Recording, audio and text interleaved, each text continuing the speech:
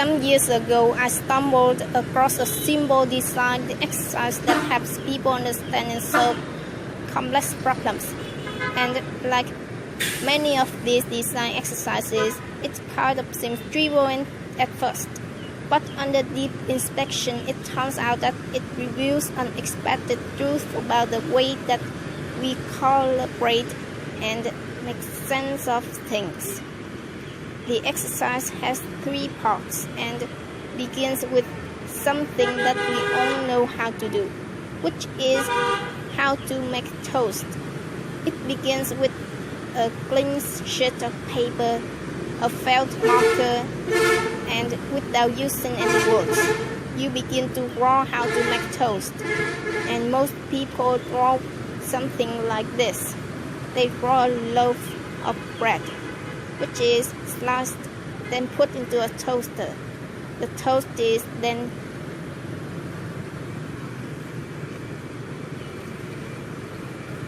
deposited for some time. It pops up and then boils. After 2 minutes, toast and happiness. Now, over the years, I've collected many hundreds of drawings of these toasts, and some of them are very good because they really illustrate the toast making process quite clearly. And then there are some that are, well, not so good. They really suck, actually, because you don't know what they're trying to say. Under close inspection, some review some aspects of toast making while hiding others. So there's some that are all about the toast and all about the transformation of toast. And there's others that are all about the toaster, and the engineers love to draw the mechanics of this. And then there are others that are about people. It's about visualizing the experience that people have. And then there are others that are about the supply chain of making toast and making toast that goes on the way back to the store. It goes through the supply chain networks of teleportation and all the way back to the field, and one on actually goes all the way back to the Big Bang. So it's crazy stuff, but I think it's a farce that even though these drawings are really quite different, they share a common quality, and I'm wondering if you can see it. Do you see it? What's common about this? Most drawings have notes and links. So notes represent the tangible objects, like the toaster and people, and links represent the connections between the notes. And it's the combination of links and notes that produces a full system model. And it makes our private mental models visible about how we think something works. So that's the value of these things. What's interesting about these systems models is how they review our various points of view. So, for example, Americans make toast with a toaster that seems obvious, whereas many Europeans make toast with a frying pan, of course, and many students make toast with a fire. I don't really understand this. A lot of MBA students do this. So you can measure the complexity by counting the number of notes, and the average illustration has between 4 and 8 notes.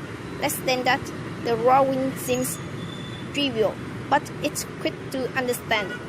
And more than 13, the drawing produces a feeling of math shock. It's too complex. So the sweet spot is between 5 and 13. So if you want to communicate something visually, have between 5 and 13 notes in your diagram. So though we may not be skilled at drawing, the point is that we intuitively know how to break down complex things into simple things and then bring them back together again. So this brings us to our second part of the exercise, which is how to make toast, but now with sticky notes or with cards. So what happens then? Well, with cards, most people tend to draw clear, more detailed and more logical notes. You can see the step-by-step analysis that takes place, and as they build up their model, they move their notes around, rearranging them like Lego blocks. Now, though this might seem trivial, it's actually really important. This rapid iteration of expression and then reflecting and analyzing is really the only way in which we get clarity.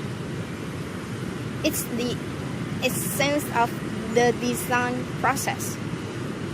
And systems theorists do tell us that the ease with which we can change a representation correlates to our willingness to improve the model.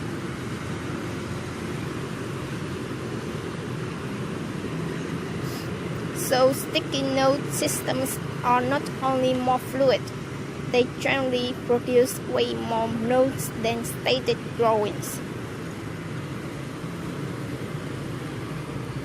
The drawings are much richer.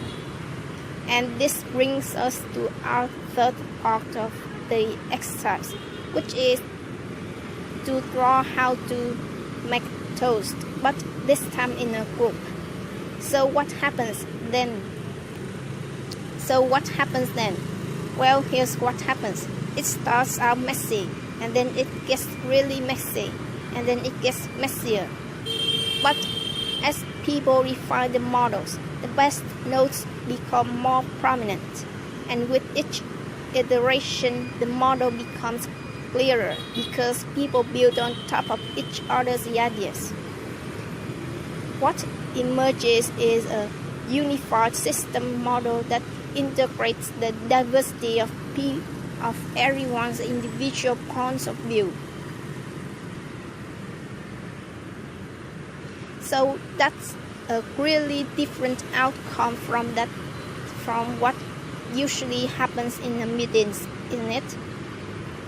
So these drawings can contain 20 or more notes, but participants don't feel map shock because they participate in the building of their models themselves. Now, what's also really interesting that the groups spontaneously mix and add additional layers of organization to it. Spontaneously. To deal with contradictions, for example, they add branchy patterns and parallel patterns. Oh, and by the way, if they do it in complete silence, they do it much better and much more quickly. Really interesting. Talking gets in the way. So here's some key lessons that can emerge from this. First, drawing helps us understand the situations as systems with nodes and their relationships. Movable cards produce better system models because we iterate much more fluidly, and then the group nodes produce the most comprehensive models because we synthesize several points of view. So that's interesting. When people work together under the right circumstances, group models are much better than individual models. So this approach works really great for drawing how to make toast. But what if you wanted to draw something more relevant or pressing, like your organizational vision or customer experience or long-term sustainability. There's a visual revolution that's taking place as more organizations are addressing their wicked problems by collaboratively drawing them out. And I'm convinced that those who see their world as movable nodes and links really have an edge. And the practice is really pretty simple. You start with a question, you collect the notes, you refine the notes, you do it over again, and you refine, and the pattern emerge. And the group gets clarity and you answer the question. So this simple act of visualizing and doing over and over again produces some really remarkable outcomes.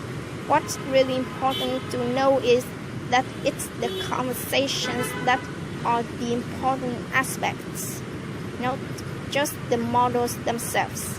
And these visual frames of reference can grow to several hundreds or even thousands of nodes. So one example is from an organization called Rodale, big publishing company.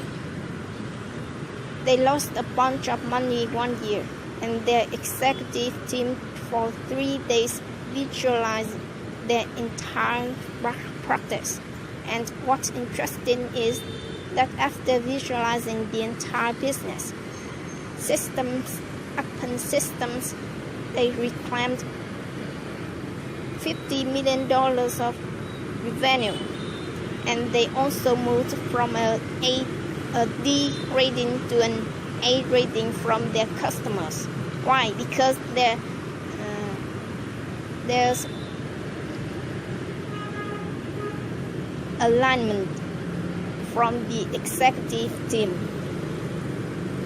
So I'm now on a mission to help organizations solve their wicked problems by using collaborative visualization. And on a site that I produced called drawtoast.com, I've collected a bunch of best practices, and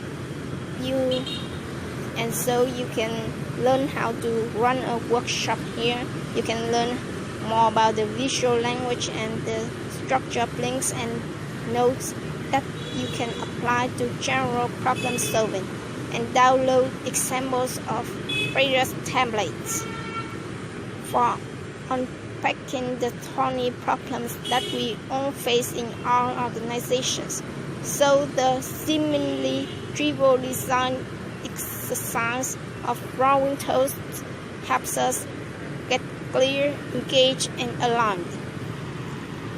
So next time you're confronted with an interesting challenge, remember what design has taught us. Make your ideas visual, tangible, and consequential.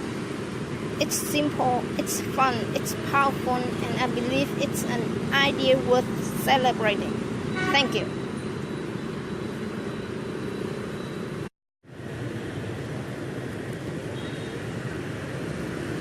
Some years ago, I stumbled across a